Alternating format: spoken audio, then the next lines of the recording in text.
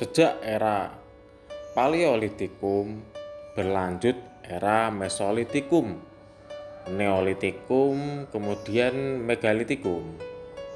Sudah diketahui bahwasannya penghuni Nusantara sudah mengenal agama dengan berbagai ritual pemujaannya, yang itu artinya sejak ras Proto-Melanesia keturunan Homo erectus menghuni Asia Tenggara dan juga pulau-pulau Nusantara sampai kedatangan ras Austronesia keturunan Homo sapiens di Asia Tenggara sudah mengenal agama. Agama yang dianut dan dijalankan turun-temurun oleh keturunan mereka, yakni ras Australo-Melanesia, dan kemudian mempengaruhi ras Proto-Melayu dan juga ras Deutero-Melayu. Jauh sebelum pengaruh kebudayaan Indus dan Cina datang pada awal abad Masehi. Agama tersebut sering diistilahkan dengan istilah animisme, yaitu kepercayaan pada roh yang mendiami semua benda dan tempat seperti pohon, batu, sungai, gunung, dan lain sebagainya. Dengan kata lain, roh-roh yang lepas dari raganya, hantu penunggu air dan hutan. Agama kuno inilah yang mulanya dipeluk bangsa Nusantara yang oleh penduduk Jawa dikenal dengan sebutan Kapitayan, atau dengan sebutan lainnya adalah agama angin muson.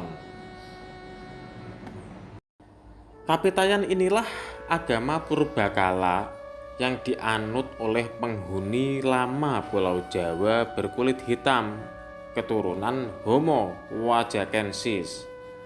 Tokoh yang pertama kali dikenal sebagai penganjur Kapitayan yaitu Dang Hyang Semar Putra Sang Hyang Wungkuhan keturunan Sang Hyang Ismoyo. Menurut cerita, negeri asalnya yakni Lemuria atau Swetadwipa tenggelam akibat banjir, membuat Semar dan kaumnya mengungsi ke Pulau Jawa. Semar punya dua saudara, yaitu Sang Hantaga atau Togok tinggal di luar Jawa, yang mana juga mengajarkan Kapitayan namun sedikit berbeda. Saudaranya yang lain bernama Manikmoyo, penguasa alam gaib, kediaman para leluhur yang disebut kahyangan atau kahyangan. Dalam memahami Tuhan, Kapitayan ini mirip dengan agama Islam, yaitu memuja sembahan utama yang disebut Sang Hyang Toyo, yang bermakna hampa, kosong, suwung atau awang uwung. Toyo bermakna absolut, tak bisa dipikir dan juga tak bisa dibayangkan, pun tak bisa didekati dengan panca indera. Orang Jawa kuno mendefinisikannya dengan kalimat tan kena kinoyo ngopo. Bukankah ini sama dengan laisa kamislihi syai'un di dalam Al-Quran? Awang uwung berarti ada tapi tidak ada, tidak ada tapi ada. Karena definisi tentang Tuhan yang begitu bulat itu, maka Sang Hyang Toyo agar bisa dikenal dan disembah, menggambarkan pribadinya dengan nama dan sifat ilahiyah yang disebut tu atau to, bermakna gaib yang bersifat adikodrati. Tidakkah hal itu juga sama dengan Allah yang memperkenalkan zat-Nya dengan asma wa sifat? Tu atau to itu tunggal dalam dat, satu pribadi. Tu lazim disebut Sang Hyang Tunggal yang memiliki dua sifat, yaitu kebaikan dan juga keburukan. Yang bersifat kebaikan disebut Sang Hyang Wenang, yang bersifat keburukan disebut Sang Hyang Manikmaya. Jadi Sang Hyang Wenang dan Sang Hyang Manikmaya hakikatnya adalah sifat yang ada pada Sang Hyang Tunggal.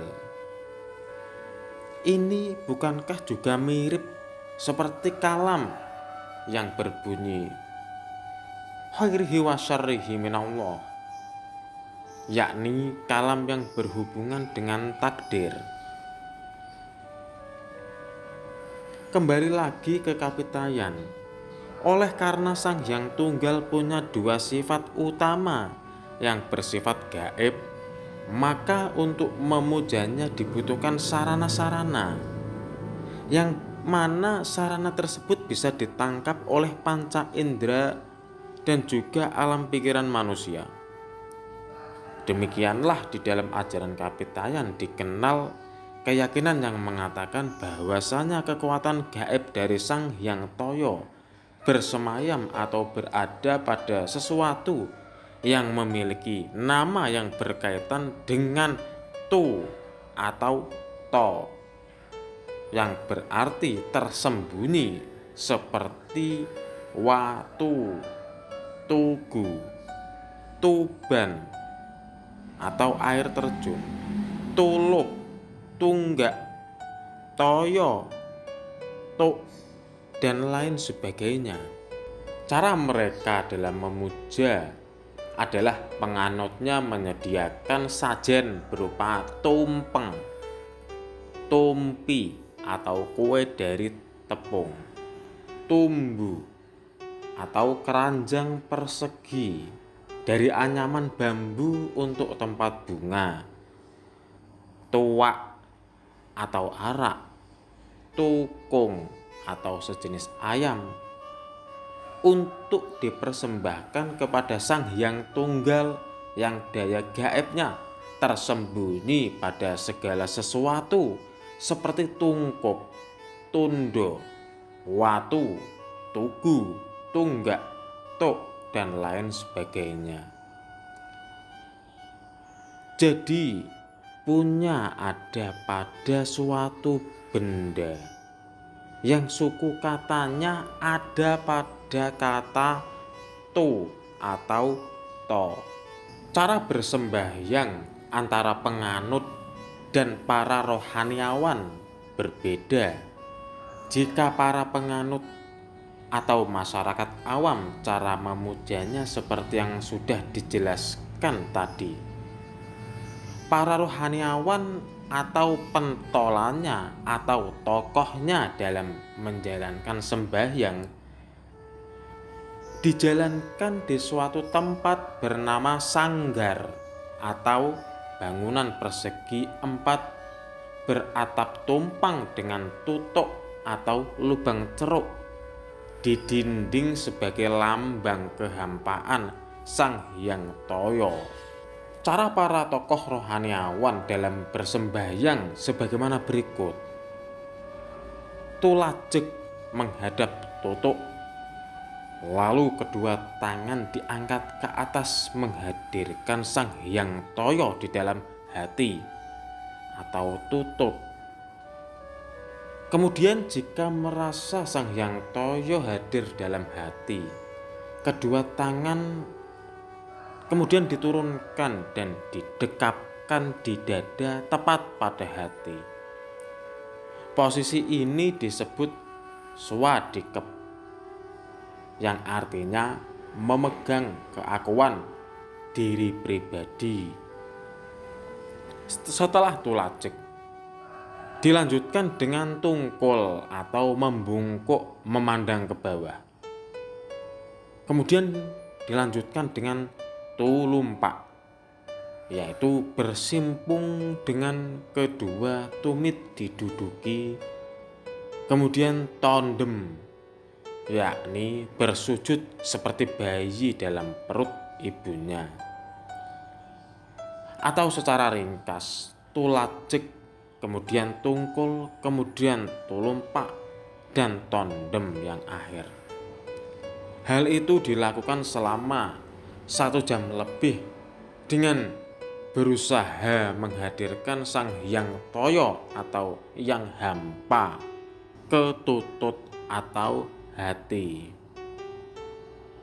Tidakkah cara orang Kapitayan ini dalam bersembahyang menyerupai gerakan-gerakan orang sholat?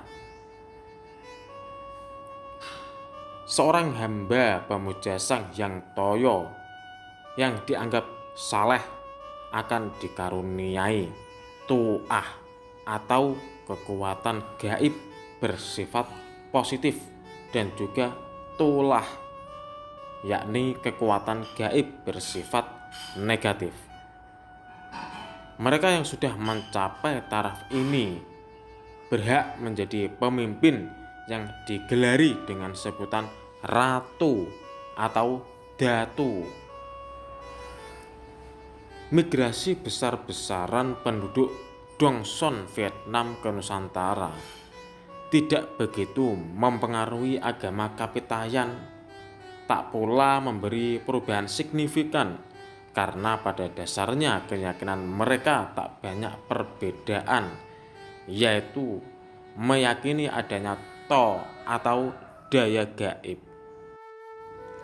Kemiripan-kemiripan dalam mengenal Tuhan pun dalam bersembahyang itulah yang membuat Islam mudah dipahami oleh mereka para penganut Kapitayan, yang mana itu membuat dakwah Islam dengan mengedepankan tasawuf pada masa Wali Songo mudah sekali diterima. Kemudian bisa tersebar luas Islam sebagaimana bisa kita lihat sekarang.